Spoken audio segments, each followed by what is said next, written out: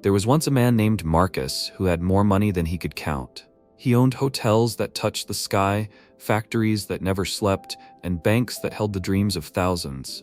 But money, as the elders say, cannot buy you truth. And Marcus was searching for truth.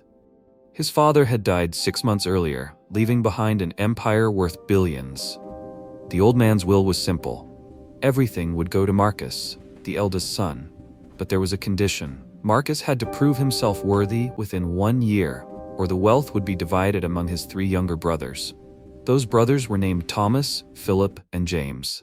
They lived in the family mansion, drove expensive cars, and threw parties that lasted until dawn. They smiled at Marcus during the day, but at night, they whispered poison into each other's ears. Marcus knew they were waiting for him to fail, waiting to take everything.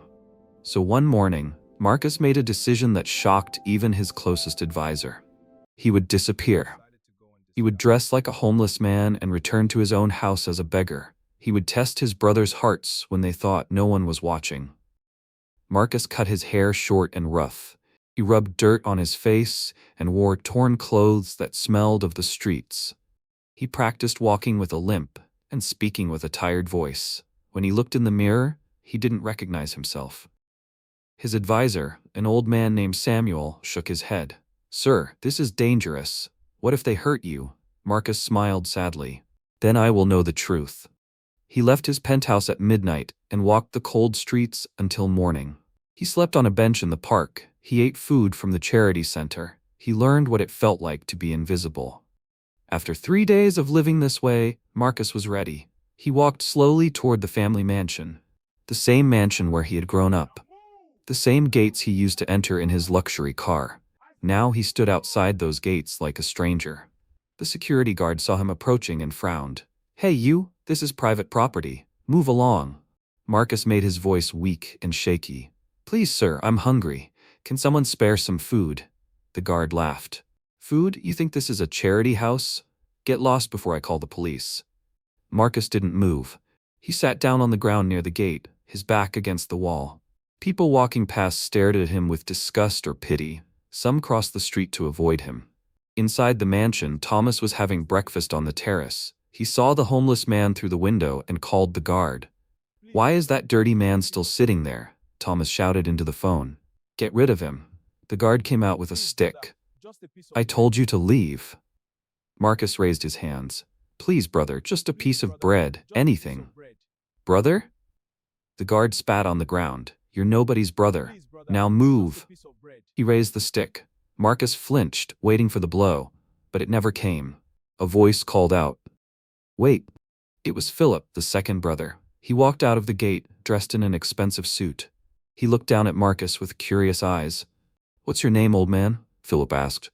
"They call me Moses," Marcus lied, using a name he'd prepared. Philip pulled out his wallet. He took out a $1 bill and dropped it on the ground in front of Marcus. "There. Now leave and don't come back." If you're watching this video, please like, subscribe to the channel, and tell me in the comments where you're watching my folktale story from. Marcus picked up the dollar with shaking hands. "God bless you, sir." Philip laughed. "God has already blessed me, now go." But Marcus didn't go far. He walked around the block and came back. This time, he sat near the servants' entrance at the back of the mansion. This was where the kitchen staff threw out the garbage. He waited there for hours. Finally, the kitchen door opened. A young maid named Grace came out with a bag of trash. She saw Marcus and gasped. "Sir, you cannot be here," she whispered, looking around nervously. "Please," Marcus begged. "I'm so hungry. Do you have any leftover food?" Grace's eyes softened. She looked back at the house, then quickly reached into her apron pocket. She pulled out a wrapped sandwich. "Take this," she said quietly. "But please leave quickly. If the masters find you here, I'll lose my job." Marcus took the sandwich. "Thank you. You have a kind heart." Grace smiled sadly. "My mother always said, feed the hungry because you never know when you might be hungry too." She hurried back inside. Marcus unwrapped the sandwich. It was simple: bread, cheese, and a little meat. But it was given with love, and that made it taste like a feast. For the next 2 weeks, Marcus lived on the streets near the mansion. He watched his brothers come and go in their shiny cars. He listened to them laugh and boast about their wealth. He saw how they treated the servants, like furniture that could be replaced. One afternoon, James, the youngest brother, was having a party. Music blasted from the mansion. Young people in expensive clothes danced by the pool. Wine flowed like water. Marcus approached the gate again. This time, a different guard was on duty, a kinder-looking man named Peter.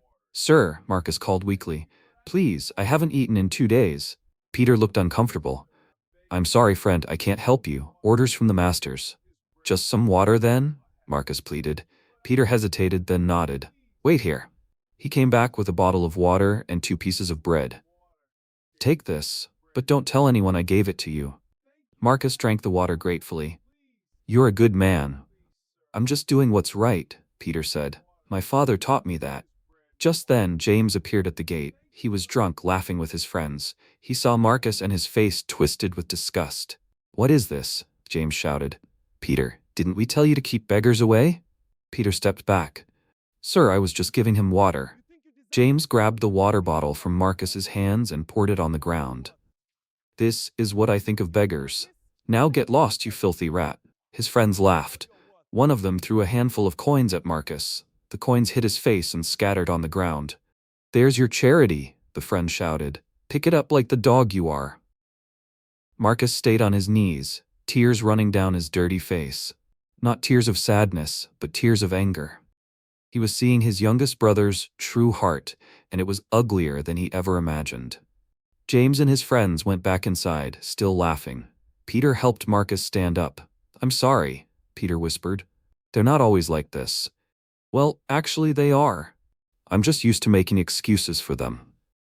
Marcus collected the coins from the ground, not because he needed them, but because he was gathering evidence. Evidence of how his brothers treated those they thought were beneath them. That night, Marcus slept under a bridge. He thought about his father. The old man had built this empire with his own hands. He had started with nothing and created everything. And now his sons were ready to destroy it all with their greed and cruelty. The next morning, Thomas called a family meeting. All 3 brothers gathered in their father's old office. The room smelled of leather and expensive cigars. "Father's will said Marcus has 1 year to prove himself," Thomas said, pacing the floor. "It's been 6 months. Where is he?" Philip leaned back in his chair. "Nobody's seen him. His advisor says he's traveling for business, but I don't believe it." James poured himself a drink, even though it was only 9 in the morning. "Maybe he ran away. Maybe he knows he's not fit to lead." Thomas smiled. "If Marcus doesn't return in 6 more months, the will states the empire gets divided among us. Equal shares." "Equal shares?" Philip frowned. "That's not fair. I'm older than James. I should get more."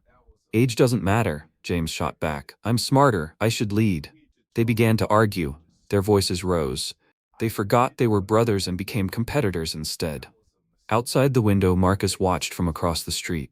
He was dressed in his homeless disguise, sitting on a bench with a newspaper he couldn't read because his eyes were fixed on that office window. Samuel, his advisor, sat beside him, dressed as a street vendor. "They're fighting already," Samuel whispered. Marcus nodded. "Greed makes brothers into enemies." Days passed. Marcus continued his test. He went to the family's church on Sunday, the same church where his father used to pray. He sat in the back row, hidden among other poor people who came seeking God and comfort. Thomas, Philip, and James arrived late, making a grand entrance. They wore their finest suits. They sat in the front row, the special seats reserved for the wealthy. During the service, when the collection basket came around, Thomas made a big show of putting in a $100 bill. "God loves a generous giver," the pastor announced, smiling at Thomas. But Marcus remembered something. He remembered his father telling him, "True giving is done in secret. When you give for show, you've already received your reward, the admiration of people. But when you give in secret, God sees, and his reward is greater." After the service, Marcus approached his brothers outside the church. He held out his hand, begging, "Please, brothers in Christ, can you spare something for a poor soul?" Thomas looked at him like he was garbage. "Get a job, lazy man. God helps those who help themselves." Philip walked past without even looking, but James stopped. For a moment, Marcus thought he saw something human in his youngest brother's eyes. Then James spoke. You know what your problem is? James said, his voice cold. You gave up. You let life beat you. I have no sympathy for quitters. He threw a coin at Marcus's feet. Not in his hand, at his feet, like he was feeding a dog.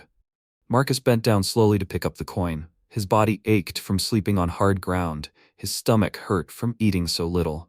But his spirit was learning things that books could never teach. An old woman approached. Her name was Mama Ikua. She was a widow who sold vegetables at the market. She was poor, but her heart was rich. She saw Marcus and didn't see a beggar. She saw a human being. Come, she said gently. I have some food at home. Nothing fancy, but enough to share. Marcus followed her to a small house made of wood and tin. Inside, it was clean but simple. She gave him rice and vegetables. She gave him water to wash his face. She gave him dignity. Why are you so kind to a stranger? Marcus asked. Mama Ikua smiled. Because we are all strangers walking toward the same home. The only difference is some of us have forgotten we're all family.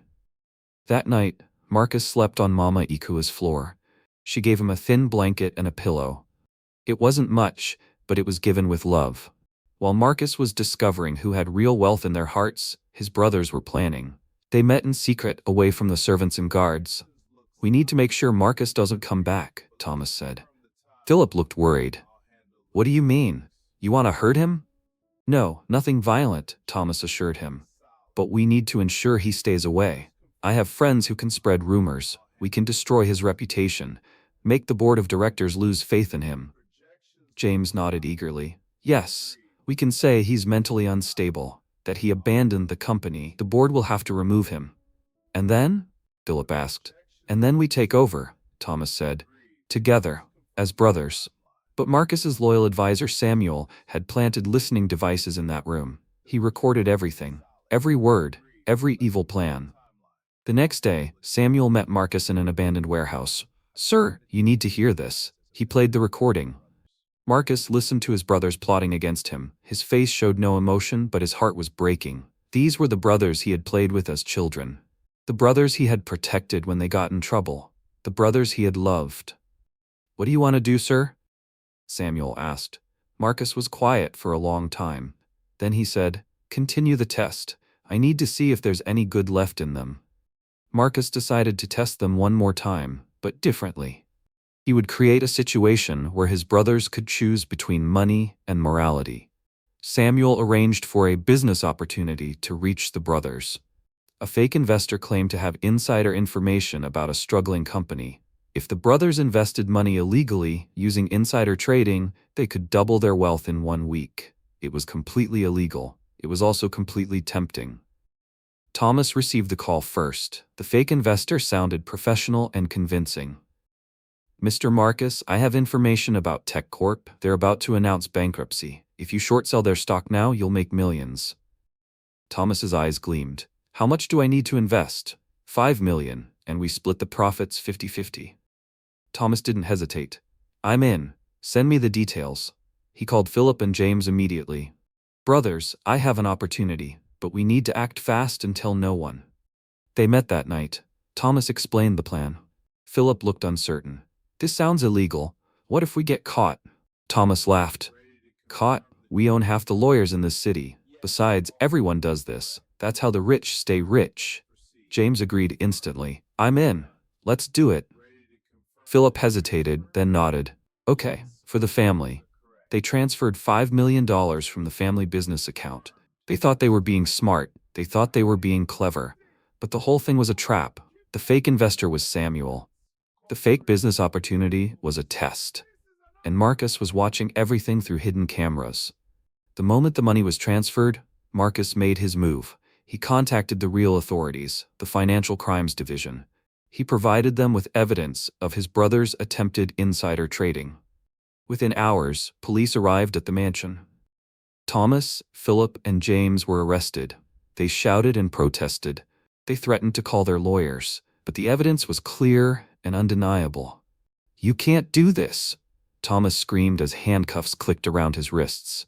Do you know who we are? The lead detective, a woman named Inspector Abena, smiled coldly. Yes, we know exactly who you are. You're criminals. The brothers were taken to the police station. News trucks arrived at the mansion. Reporters shouted questions. The scandal was everywhere. Inside a small hotel room across the city, Marcus watched the news on television. He was still dressed as a homeless man. Samuel sat beside him. "It's done, sir," Samuel said. "They're facing serious charges." Marcus felt no joy, only sadness. "I gave them every chance to show me love. Instead, they showed me greed." "What happens now?" Samuel asked. Marcus stood up and walked to the bathroom. He looked at himself in the mirror, dirty, ragged, unrecognizable. "Now I clean up. Tomorrow I reveal myself." The next morning, Marcus walked into the police station.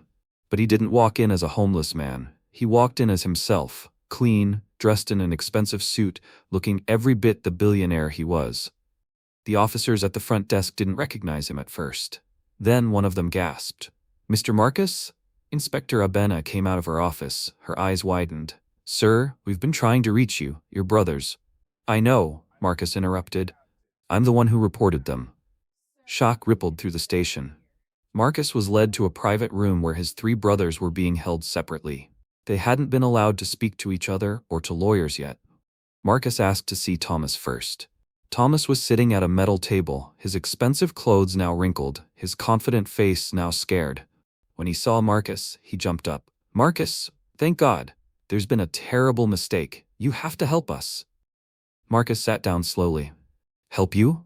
"Yes, someone tricked us. We were set up. You have to tell the police we're innocent."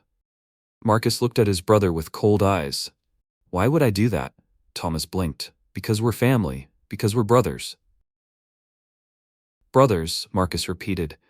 "Tell me, Thomas, what does that word mean to you?" Thomas's face changed. Confusion turned to suspicion. "What are you talking about?" Marcus leaned forward. "For the past 3 weeks, I've been living on the streets. I've been the homeless man begging at our gate, the beggar you laughed at, the man you called garbage." Thomas's face went white. His mouth opened, but no words came out. "I watched you throw coins at me like I was a dog," Marcus continued. "I heard you call me lazy. I saw how you treated people you thought were beneath you. And now you want me to save you?" Thomas fell back into his chair. No, that's impossible. You were testing you," Marcus finished, "and you failed." Thomas's shock turned to anger. "This is insane. You set us up. You're the criminal here." "No," Marcus said calmly. "I gave you opportunities to show kindness and you chose cruelty. I gave you chances to be honest and you chose crime. These are your choices, Thomas, not mine." He stood to leave. Thomas lunged forward, but the guard held him back. "You can't do this," Thomas screamed. "I'm your brother." Marcus stopped at the door. "No. A brother is someone who loves you when you have nothing. You showed me what you really are when you thought I had nothing. And what you are, Thomas, is not my brother." He walked out. Next, he went to see Philip. Philip was crying when Marcus entered. He looked up with red eyes and saw his oldest brother. Hope filled his face. "Marcus, please. I'm sorry. I'm so sorry." Marcus sat down. "Sorry for what?" For everything. For not being there for you. For being weak. For following Thomas's bad plan. "And for throwing that dollar at my feet?" Marcus asked quietly. Philip's face crumbled. "That was you? The homeless man?" Marcus nodded. "That was me." Philip buried his face in his hands. "I'm sorry. I'm so sorry. I was horrible." For a moment, Marcus felt his heart soften. Philip seemed genuinely remorseful. But then Philip looked up with desperate eyes and said the words that revealed his true heart. "I'll do anything to fix this. I'll give you money. I'll sign over my shares of the company. Just get me out of here. I can't go to prison, Marcus. I can't survive there." And there it was. Philip wasn't sorry for being cruel. He was sorry for being caught. He wasn't apologizing from his heart. He was negotiating from his fear. "You're not sorry for what you did," Marcus said sadly. "You're just sorry you have to face consequences." "No, that's not true." "Then prove it," Marcus challenged. "Tell the truth. Confess everything. Accept responsibility without asking for mercy." Philip was silent. The silence said everything. Finally, Marcus went to see James, his youngest brother. James was sitting calmly, looking almost bored. When Marcus and James smiled. "I knew you'd come," James said. "You can't resist playing the hero." Marcus sat down. "I'm not here to play hero. I'm here to give you one last chance," James laughed. "A chance? Brother, I don't need chances from you. I need you to fix this mess and let us go home." "Why would I do that?" "Because that's what you do," James said mockingly. You always save us. When we crashed Father's car, you took the blame. When we stole from the company account, you covered it up. You're the responsible one, remember? The good son. So be good and get us out of here." Marcus felt something inside him finally break. For years, he had protected his brothers. He had covered their mistakes. He had enabled their bad behavior by shielding them from consequences. "No," Marcus said simply. James's smile faded. "What do you mean, no? I mean, I'm done saving you from yourselves. You committed a crime. You were greedy and reckless, and now you will face justice." James stood up, his face twisted with rage. "You arrogant fool. You think you're better than us? You're nothing without Father's money." "Maybe," Marcus agreed. "But I know the difference between right and wrong. Can you say the same?" James slammed his hands on the table. "This is all because of that stupid test, isn't it? You pretended to be homeless to catch us being mean. Well, congratulations, you proved we're not saints. Are you happy now?" "No," Marcus said quietly. "I'm heartbroken." That stopped James. For the first time, he saw the pain in his brother's eyes. Real pain, not anger, not revenge, just deep, profound sadness. "I didn't want to catch you," Marcus said. "I wanted you to pass. I wanted to be wrong about you. I prayed every night that you would show me kindness, that you would prove you loved me more than money." His voice cracked. "But you didn't. When I was dirty and hungry, you stepped on me. When I was weak and asking for help, you laughed at me. And now you want me to pretend it didn't happen?" James sat back down slowly. For a moment, something flickered across his face. Shame? Regret? But it died as quickly as it appeared. "So what now?" James asked. "You send us to prison and take everything?" "The law will decide your fate," Marcus said. "As for the company, it was always meant to be run by someone with integrity. Father knew that. That's why his will had conditions." He stood to leave one final time. "Goodbye, James." "Marcus, wait." Marcus stopped but didn't turn around. James spoke quietly now. "Do you remember when we were kids? We used to play in Father's garden. You always let me win the races, even though you were faster." Marcus remembered. He remembered everything. "You were a good brother to us," James continued. We became bad brothers to you." It was the closest thing to an apology James could manage. Marcus felt tears threaten to fall, but he blinked them back. "Yes, you did," Marcus agreed. "But it's not too late to change." "How? How do I change?" James sounded young suddenly, lost. Marcus turned around. "By accepting responsibility, by actually being sorry, not just saying it, by serving your sentence with dignity and learning from it, by becoming the man Father hoped you would be." He walked to the door. "And if you do that, if you truly change, then maybe one day we can be brothers again." Then he left. His work at the police station was done, but his work as a teacher had just begun. Over the next few weeks, the trial proceeded. Thomas, Philip, and James were found guilty of attempted fraud and misuse of company funds. They received sentences: 3 years in prison for Thomas, 2 years for Philip, and 18 months for James, since he was the youngest and less involved in planning. The news shocked the business world. The mighty Mensa brothers, brought down by their own greed. While his brothers began their prison sentences, Marcus took control of the family empire. But he didn't do it the way they expected.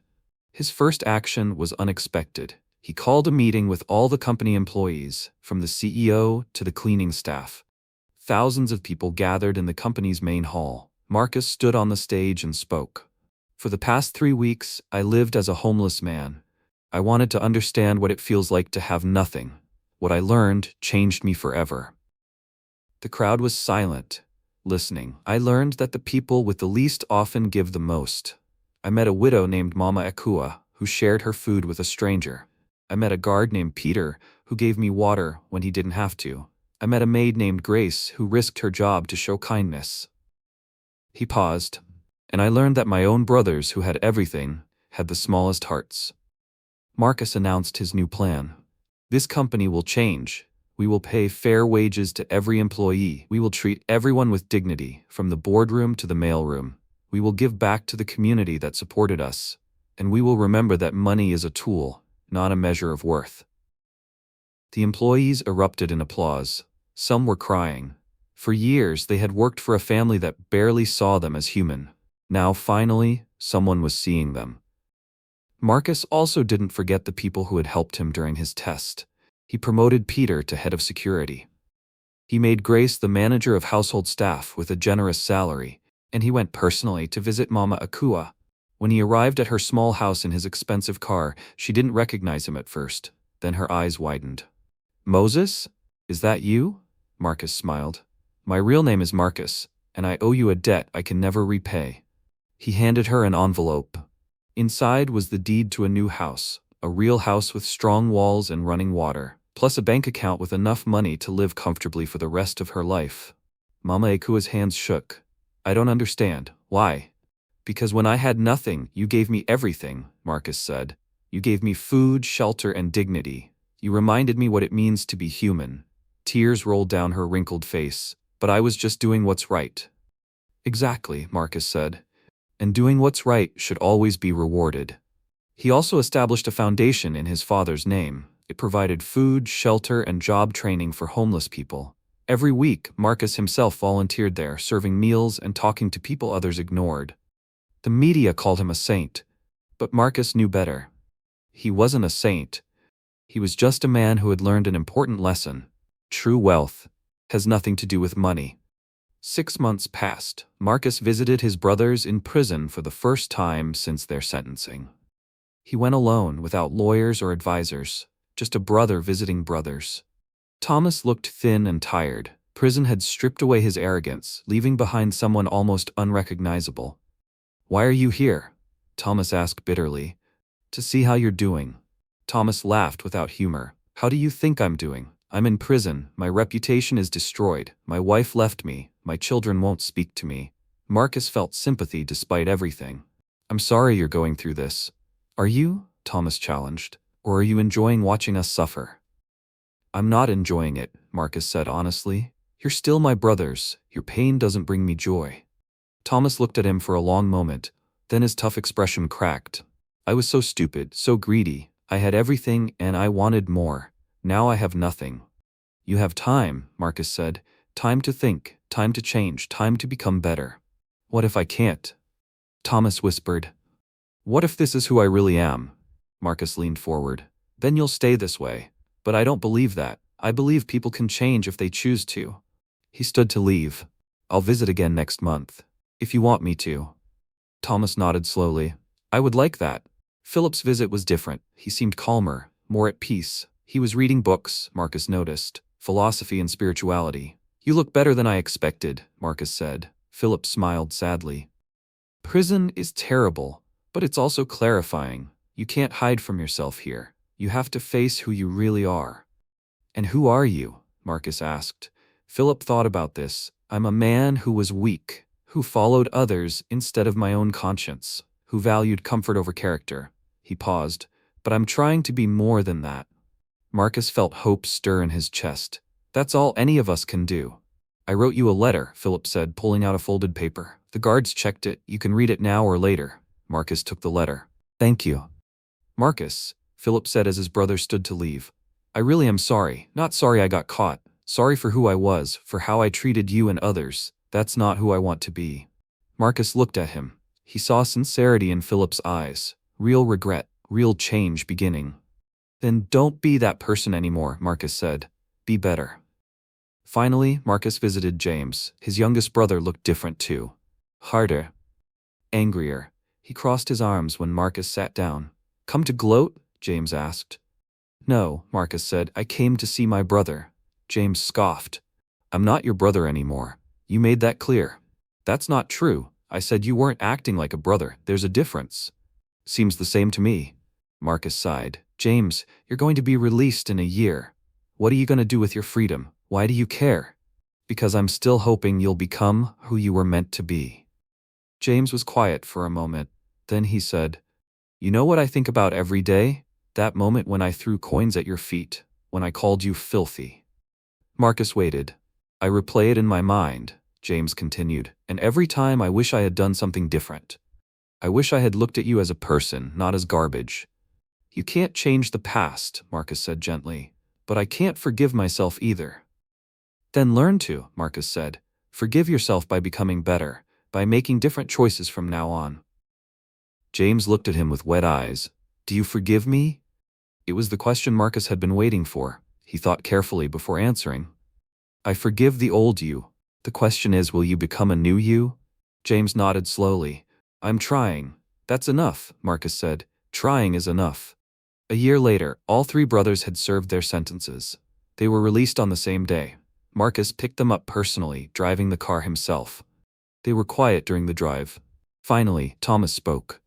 Where are you taking us? Home, Marcus said. They arrived at the mansion. But it looked different. Marcus had transformed part of it into a community center. There were classrooms, a library, a medical clinic. Poor families were coming and going freely. What is this? Philip asked. This is what our father's wealth was meant for, Marcus explained. Not just to make us comfortable, but to lift others up. He led them inside to a private dining room. A simple meal was waiting. Rice, vegetables, bread. The kind of meal Mama Ikwa had once served Marcus when he was homeless. Sit, Marcus said. Let's eat as brothers. They sat. For a while, nobody spoke. Then James broke the silence. I got a job, he announced, at a construction site. It's hard work. My hands have blisters, but it's honest. Philip nodded. I'm volunteering at a homeless shelter, teaching people to read. It doesn't pay anything, but it feels important. Thomas was quiet. Then he said, I don't know what to do with myself. Everything I knew, everything I was, it's gone. I'm starting over at 50 years old. Marcus put his hand on Thomas's shoulder.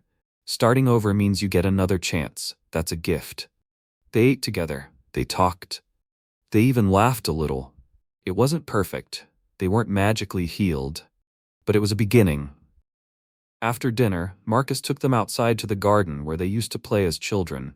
The same garden James had remembered during his confession. I have a proposal, Marcus said. I want you all to work for the foundation. Not as leaders, but as servants. You'll work directly with the people you once looked down on. You'll understand what real wealth means. Thomas bristled. You want us to be your charity workers? I want you to be healers, Marcus corrected. You caused harm, now you can cause healing. Philip agreed immediately. James took longer but finally nodded. Thomas struggled the most, pride still battling humility inside him. What if I say no? Thomas asked. Then you're free to go, Marcus said. I won't force you, but I believe this is how we find our way back to being a family. Thomas looked at his brothers. He looked at the house that had once been a monument to their greed and was now a place of service. He thought about the year in prison, the hard lessons learned. Finally, he extended his hand. Teach me, brother. Teach me how to be better. Marcus took his hand, then Philip's, then James's. The four brothers stood in a circle, holding hands like they used to when they were children, making promises under the stars. This is how we honor Father, Marcus said. Not by building empires, but by building character. Not by taking from the world, but by giving to it. And so they began. Three brothers who had been broken by greed, slowly being rebuilt by grace. And one brother who had tested them, not to punish them, but to save them. Because that's what real family does. Real family sees you at your worst and still believes you can be your best. Real family tests you not to watch you fail, but to help you grow. And in the end, Marcus learned the greatest lesson of all, that the richest man is not the one who has the most, but the one who needs the least. And the greatest wealth is a brother who loves you enough to show you the truth, even when the truth hurts. If you're listening to this story, please like, subscribe to the channel, and tell me in the comments where you're hearing my tale from. I want to know how far these words have traveled. If you were Marcus, would you have forgiven your brothers, or would their cruelty have been too much? I want to know your heart because every story is like a candle that can light the path for someone walking in darkness. God bless you, and may wisdom guide your choices. Thank you for staying with me until the very end.